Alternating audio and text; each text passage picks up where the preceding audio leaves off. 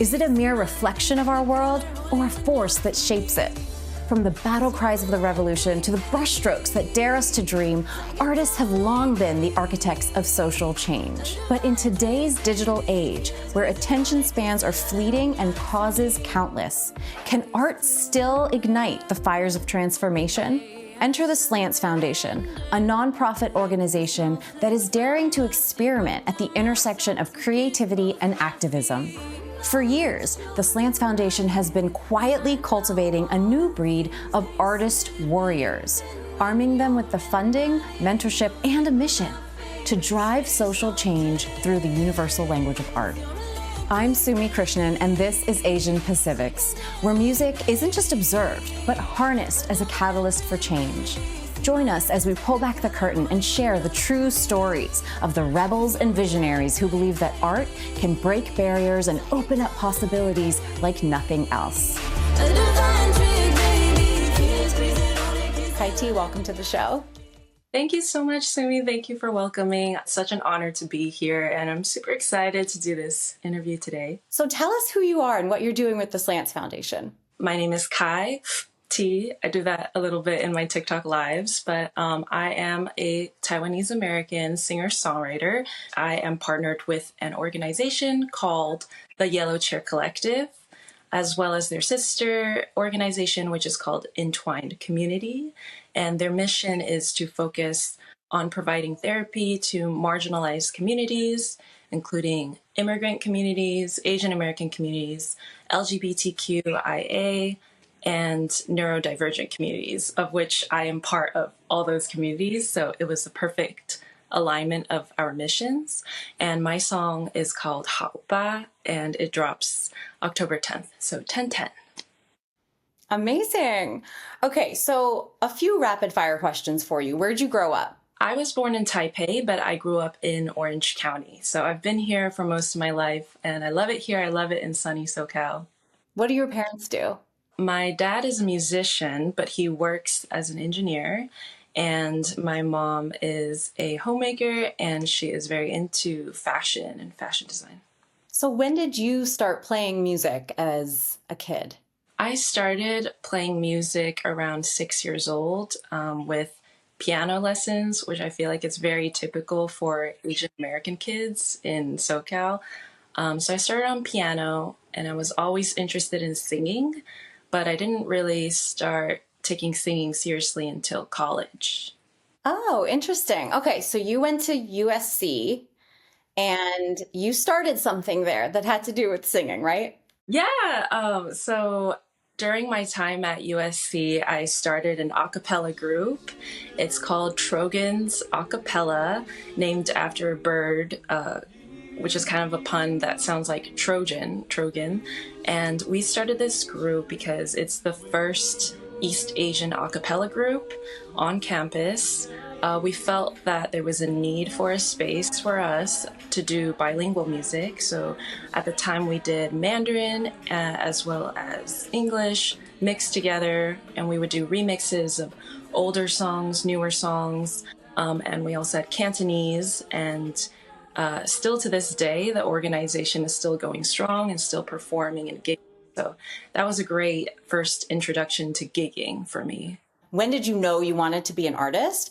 And how did your Taiwanese parents feel about that? That is a very good question. I always knew that I wanted to be a singer, like deep inside. When I was in middle school, I started being very interested in singing. But I would say when I took it very seriously, it was kind of gradually, little by little, but I did a competition on campus. It was called iVoice. And that was my first time kind of coming out as a singer. Like my family had never heard me sing before, but I joined this competition and I had a video that just blew up on Facebook. And there was a short period of time where like everybody knew about the competition and knew about the contestants on campus. So once I got to experience that and meet some of my idols, Sam Tsui, Kurt Hugo Snyder, they were our celebrity judges. And it was just kind of a moment for me like, oh, this could be real. This could be something I could do as a career. And I started thinking, I'm going to start telling people that I want to be a singer. And I thought it was going to be a really big deal. And I was like prepping myself and like deep breathing. And then I like told some of my friends in acapella, I was like, I think I'm going to be a singer. And I just like waited for their response. And they were all just like, yeah, okay. Like nobody thought it was a huge deal, and they kind of thought, they're like, yeah, I could see you doing that because you're so passionate about it. You're always like making music videos. So yeah, just keep doing that. You're already doing that. So but when I told my parents, they yeah, I think they wanted me to pursue a more practical career, which is very relatable to the Asian American like immigrant experience, which is very understandable. And it took a while for them to come around, but it actually took me pursuing a master's in music for them to realize that I was really serious about it, which is super Asian. Like, gotta get the master. You got the highest education in the field. Yeah. Yeah. Speeding up to today, post masters and post everything that you've done in music so far, what is your personal mission with music? What do you want to do with it? Yeah, that's a great question. I've been thinking about that a lot. Like, what is my personal mission with music? And I feel like my unique purpose is to speak about the experiences that have been really impactful in my life. So, one would be the diagnosis of bipolar disorder and just my journey through that. And another would be my journey of achieving, not achieving, but on my way to achieving self-love, self-compassion. And I'm very passionate about telling all my friends about this and just about the benefits of therapy and things like that. So I feel like music is kind of a fun way for me to explore those messages and talk about, how I feel about mental health and my self-love journey through music and through lyrics. You threw out there your bipolar disorder. So this was a diagnosis that you received relatively recently or Yeah. later in life. Yeah.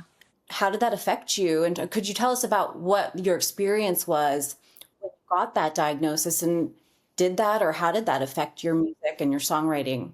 Yeah, so I got diagnosed fairly recently. It was during the pandemic, I would say 2021-ish. And the process of being diagnosed was a huge eye opener. And I would say that in the moment, it was pretty intense. But looking back, it was I think it's actually a blessing because I have a unique perspective. And once I was diagnosed, I was able to get the support that I needed so that now I can live a more healthy, fulfilling, productive life and be able to bring the music that I've always wanted like out into the world. And I think that couldn't have happened without getting the diagnosis and the appropriate support that I needed. I would say that um, my music styles are influenced. When I show other people my demos, they kind of say things like, this gives me an insight into your world and how you think, because I had a song where I have different sections that are extremely different and it kind of abruptly moves through the sections. And she said, you mentioned that you might have episodes of depression, of mania, or mixed episodes, or regular mood. And hearing this music gives me an insight into how it feels for you, how it like changes abruptly like that, and how when you're listening, you're just kind of like lost in it, and then it changes, and then you're lost in that. Did you do that intentionally? I did not do that intentionally. Yeah, that's the interesting thing is I think showing people my music, they don't know my story. They might have a certain perspective, and then showing a friend who knows me really well, they have that perspective, or maybe they relate to it in a way where they had a relationship that was very hot and then cold, and they have their own take on it. So it's interesting, the things that you can find out when you're like analyzing your music, because when I write it, I'm not thinking too analytically. I'm kind of just thinking, what sounds good, what feels good, what do I like? That's what I would focus on. If you'd like to learn more about Asian Pacifics, including how to get involved or support the work of the Slants Foundation, please visit theslants.org. When you found out, when you got this diagnosis of having bipolar, would you say it changed your life in any way or it changed your approach to songwriting? Yeah, I would say it changed my life majorly because up until the diagnosis, I didn't quite feel okay, but I didn't know why. And the symptoms, like, were actually pretty physical. Like, I would lose weight sometimes and gain it back, and just my weight was fluctuating. My friend groups were fluctuating. Like, I had friends who liked to party, friends who were more chilled and laid back. I would feel like they were changing. And then after my diagnosis, I realized actually I am the one changing. And I think that after getting more support, I started to learn how to rebuild my relationship with myself because I had a hard time understanding my own personality, because I didn't know what things were because of bipolar and what things were my own preferences and my own quirks and personalities, or even my own traumas and history. And I think the more I learn about mental health, the more I'm able to understand who I am. And I think that's super important in my songwriting. My goal right now is just to be as authentic as possible. Yeah, so I would say that it helped me a lot in bringing out my authenticity and bringing out my message. Why do you think authenticity is so important? I talk about this in my song Halpa a little bit, but it's the end is a spoken word poem that's kind of like a conversation with myself. And I say, this is deprogramming for dumb suburban bots. This is deprogramming for numb city thoughts. This is deprogramming for chronic brain rot. Because I feel like we're inundated with so much information that sometimes it can feel like programming, and sometimes I felt kind of restricted, or I felt like there was something wrong with me, especially being bipolar, part of LGBTQIA community, all of these things, being Asian American. There's a lot of things that I felt were different.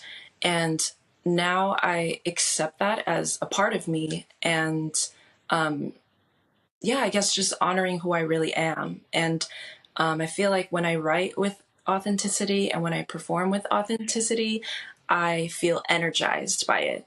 But back when I was in some girl group projects and we were told what to wear, what to say, how to look, and things like that, it was very tiring and very draining. So, yeah, I think living my most authentic and aligned life is just easier, more fun.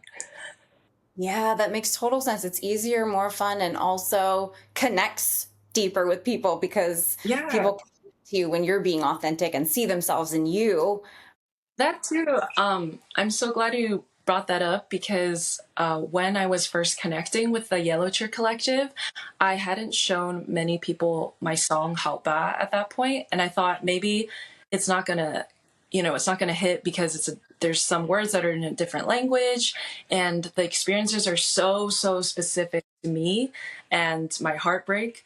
But after I played the song, both Mina and Jack, who are both Asian American therapists, they said this song is so relatable. Like they personally related, and they felt like the clients that they work with might relate, especially to the experience of being Asian American or being different or neurodivergent, things like that.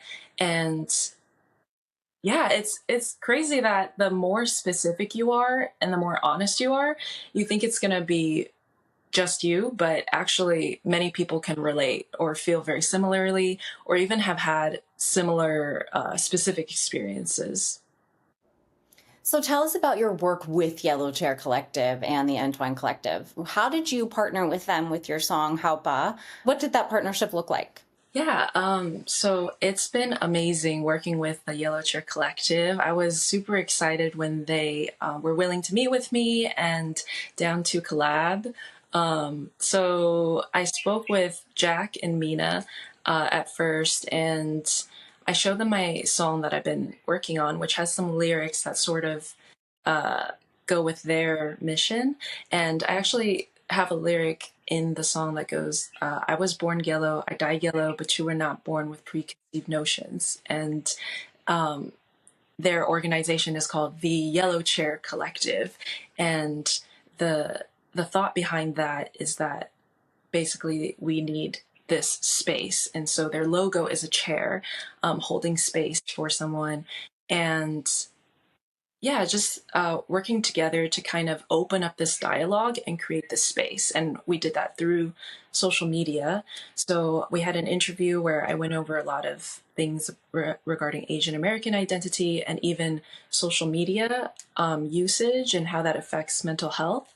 And one of the therapists mentioned that sometimes there's some messages that they might want to say regarding social media, but it'd be difficult for that to come from an organization or a nonprofit. So me as an artist, there's things that I can say because it's my real life, my personal experience. And so I can just confidently state my point of view. And I think that can be really helpful. So you can state it as an artist or share your personal experience, but you could also put it in music that people, even their clients or the general public, of course, could listen to and help connect them to the work that they're trying to process. Is that exactly? It should be professional, and a lot of confidential information should be a safe place for the client to share. And so I can kind of be an outlet, someone who can speak up and say things that are controversial. That's kind of part of being an artist and part of being a public figure. And that's something that I grew to learn about as well. Because when I started out, I just liked singing, but it comes with all of these things, because if you're being authentic, then you have your own point of view and you get to be loud about that. Yeah. I've learned and come to enjoy. At first it was a little scary, but yeah. It was a little scary to actually say what you really mean or talk about these deep issues. Yeah, so I think I had never come out as bipolar or bi in sexual orientation. There's just so many things that I never said explicitly. And I think working with the Yellow Chair Collective, they created this magazine spread, and they were able to sum up these points and say it with punch and create a nice spread with picture and quotes. And yeah, so it was kind of a joint project, and that was kind of brought out of me and presented on their page. And we're also working on TikToks, and I have a podcast recording with them later today. So it's kind of an ongoing relationship. And another thing that they wanted to include on their page is just highlighting an Asian American artist. They posted on their story, they tagged my inspirations like Ravina, and Ravina actually responded and hearted the comment and or hearted the post, and just kind of putting it out there that there are Asian American artists, and I'm very focused on mental health, so that was something that we bonded on, and we bonded on how ba and how it's in Chinglish, some Chinese lyrics, some English, that I think is becoming more popular nowadays. I hear a lot of bilingual, trilingual songs, but I wanted to put it out there in a very informal way, just kind of the way that I actually speak in day-to-day life with my parents or with friends who speak Mandarin. And yeah, just creating that space and more representation from an artist's point of view. What does Haopa mean, and what's the message of the song? Well, Haopa means, on Google Translate, well, okay. So it's just kind of well, I guess so. It's kind of a term of acceptance. And working with the Yellow Chair Collective, we kind of dissected the song, actually, and it can be seen in a few sections. So the first section, I'm pretty much struggling with being a people pleaser.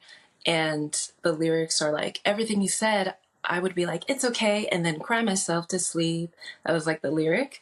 And I felt that was representative of me in romantic relationships, being a people pleaser.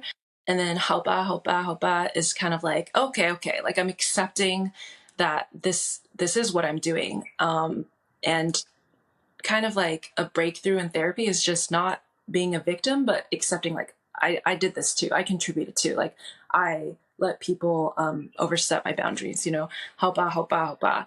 And then the next section, the second verse is kind of like me meeting someone and being attracted to them and learning that what's on the inside is what counts. And there's kind of little jokes in there where my bandmate says like, I don't know if he looks that good, because I'm like, oh, I feel like I really like this person. And then I'm like, okay, it's not a good picture, which is like really relatable among my friends when we're showing people. It's like, oh, that's not a good picture. That's not a good picture. But just kind of paying attention more to people's characteristics and personality traits and my own. And then the second time, helpa, helpa, helpa, is like, has more power, more intensity, and just like acceptance. At first it was about accepting myself, and then it was about more like a cry for help, like crying out like, help out, like somebody help. And then towards the end, like confidently, like, this is the way things are. Helpa, helpa, helpa. Like, what are you going to do about that? And just the same word, but used with different attitudes.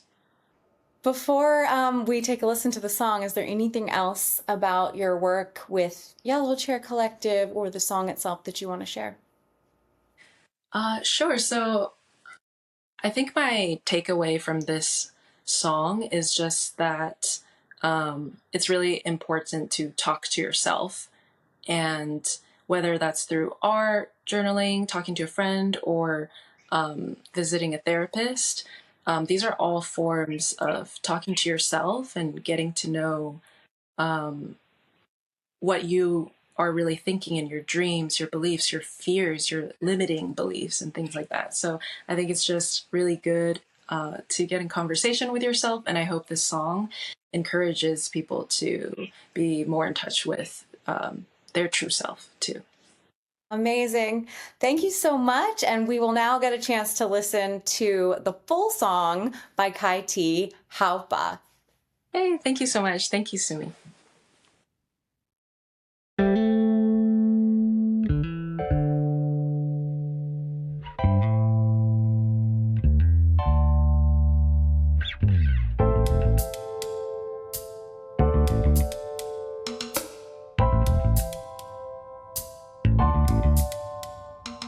Show me red flags, I'm like, it's okay. I got my thoughts running around like May Tome way. I see a new girl, go for you, not me. And then I'm crying on my way to mean to down. Nobody's here for me when I need to bow. I post a selfie with my tears, but the likes, how shout. Everything he said was like, it's okay.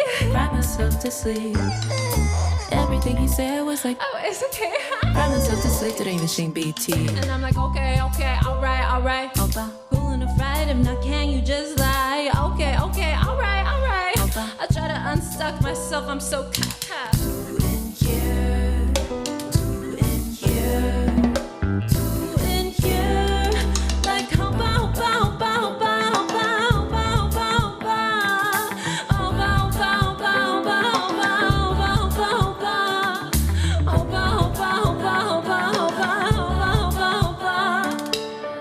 Okay, I really need to text this guy back. Like, I just don't know what I should say. Maybe something generic. Okay.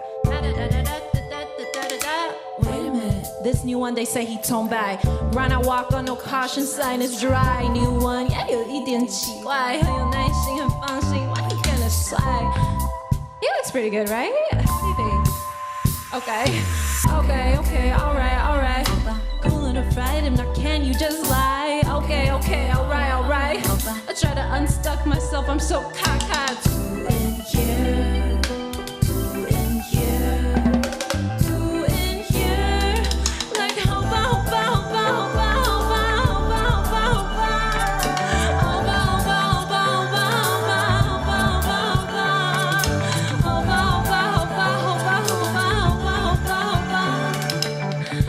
Can I fit in this box, compress my thoughts? Can I be like schoolwork? This world is full of tiny people who try to tell you how to be. Thank you so much. This is your disorientation. This is your disorientation meeting. I'm just doing me. When you see phenotype, your brain stacks with all sorts of stereotypes. Like, I was born yellow, I die yellow, but you were not born with preconceived notions. You were programmed to norms, not contradictions. Is there room for my body and your emotion? I can't save you from yourself. You need self-discipline and self-devotion. Me? I'm still here, still valid, still smart, but I am nature, I am nurture, I am art. This is deprogramming for dumb suburban boss. This is deprogramming for numb city thoughts. This is deprogramming for chronic brain rot. Cause damn, you really outlined a lot. Justify me to justify you. Are you bigger than this box, or are you a bot too? Are you a bot too? Are you a bot too? Are you a bot too? Are you a bot too?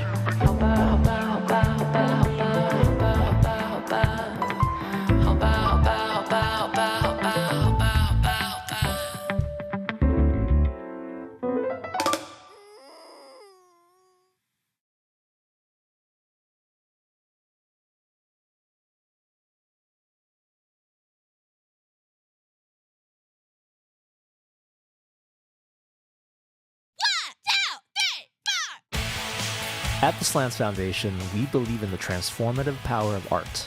Our mission is to empower Asian American creators across the nation, providing them with the resources they need to make a difference. Through programs like Asian PaCIVICS, we provide financial support, mentorship, and coaching to artists working on cause-driven campaigns.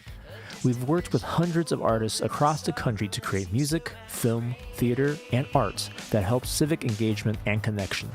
We help artists turn their passion for creativity into a force for social change. And since the Slants Foundation is completely volunteer-driven, 100% of donations go directly into supporting arts and activism. Join us in our mission. Visit theslants.org to learn more.